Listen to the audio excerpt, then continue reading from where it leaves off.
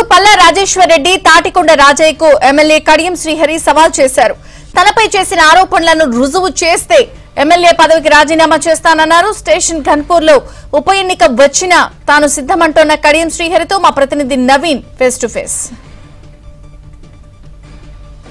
మాజీ deputy CM station Ghanpur MLA Kadiyam Srihari Palla Rajeshwar రెడ్డికి సవాల్ విసిరారు. తనపై చేసినటువంటి భూ కబ్జా ఆరోపణలను నిరూపిస్తే తన ఇంట్లో గులాంగిరి చేస్తానని, నిరూపించలేకపోతే ఆయనే తమ ఇంట్లో గులాంగిరి చేయాలని, లేకపోతే చట్టపరంగా న్యాయపరంగా వెళ్తానని ఆయన చెప్తున్నారు. ఆయన మాటల్లోనే ఆయన ప్రశ్నలను సవాళ్ళను చూద్దాం. సార్, ఏం చెప్తారు?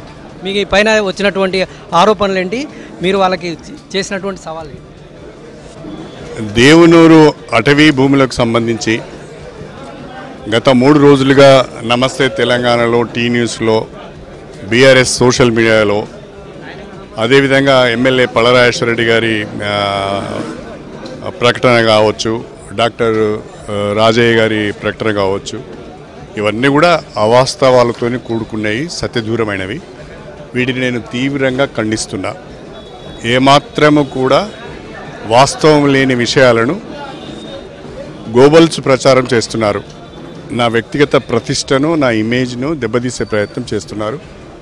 దీనిపైన నేను అవసరమైతే వాళ్ళపైన న్యాయపరమైన, చట్టపరమైన చర్యలు తీసుకోవడానికి కూడా వెనకాడను. నేను పల్లా రాజేశ్వర్ రెడ్డి గారికి, డాక్టర్ రాజయ్య గారికే ఒక అవకాశం ఇస్తున్నాను.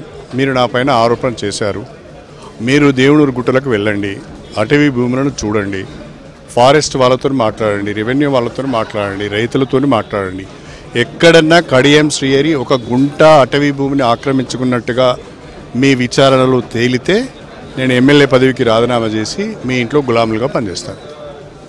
ఒకవేళ ఆరోపణలు రుజువు చేయకపోతే ఏం చేస్తారు? వాళ్ళు నా సవాలును స్వీకరిస్తారని నేను అనుకుంటున్నాను. వాళ్ళు నా సవాలు స్వీకరించకపోయినా, ఒకవేళ నిరూపించలేకపోయినా క్షమాపణ చెప్పి నా ఇంట్లో వాళ్ళిద్దరు గులాములుగా పనిచేయాలి. రెండోది, పదే పదే కడియం శ్రీహరిని టార్గెట్గా ఎందుకు చేసుకున్నారంటే మీరేం చెప్తారు? అంటే గత ఎన్నికల ముందు కూడా మీరు మీ క్లీన్ చిట్ గురించి ప్రెస్ మీట్ పెట్టుకొని మీకు ఉన్నటువంటి ఆస్తుల గురించి వివరణ ఇచ్చినటువంటి సందర్భాలు చాలా ఉన్నాయి. మళ్ళీ మీరు ప్రెస్ మీట్ పెట్టి వివరాలు చెప్పుకోవాల్సినటువంటి అవసరం ఎందుకు?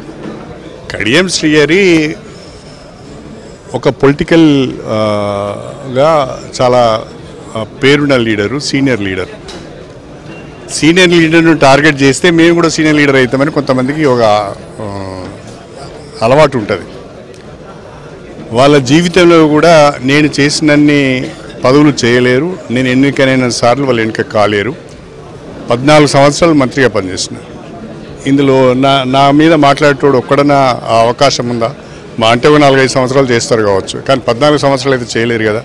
కాబట్టి ఒక టాల్ లీడర్ను, ఒక క్లీన్ ఇమేజ్ ఉన్న లీడర్ని కనుక టార్గెట్ చేస్తే మనకు కూడా కొంత పేరు వస్తుంది, ప్రజలు మన పేరు నాంతుంటుంది అని ఒక నెగటివ్ అటిట్యూడ్తో పోతున్నారు. అంతే, వేరే. ఉప ఎన్నిక వస్తుందని ప్రచారం మేరకు ఆ విధంగా ఏమైనా జరుగుతుందని ఏది వచ్చినా ఫేస్ చేయడానికి సిద్ధంగా ఉన్నాం, దాని గురించి ఆలోచన లేదు.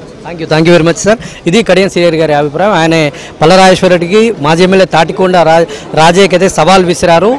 ఆయన తన పైన చేసినటువంటి ఆరోపణలను నిరూపించాలి, లేదు అని అంటే తన ఇంట్లో గులాంగిరి చేయాలి, నిరూపిస్తే తన ఇంట్లో తను ఎమ్మెల్యే పదవికి రాజీనామా చేసి తమ ఇంట్లో గులాంగిరి తానే చేస్తానని ఆయన చెప్తున్నారు. వాళ్ళు ఈ సవాల్ని ఎలా స్వీకరిస్తారో చూడాలి. వీడియో జర్నలిస్ట్ జగదీష్తో నవీన్, ఏబీఎన్ ఆంధ్రజ్యోతి.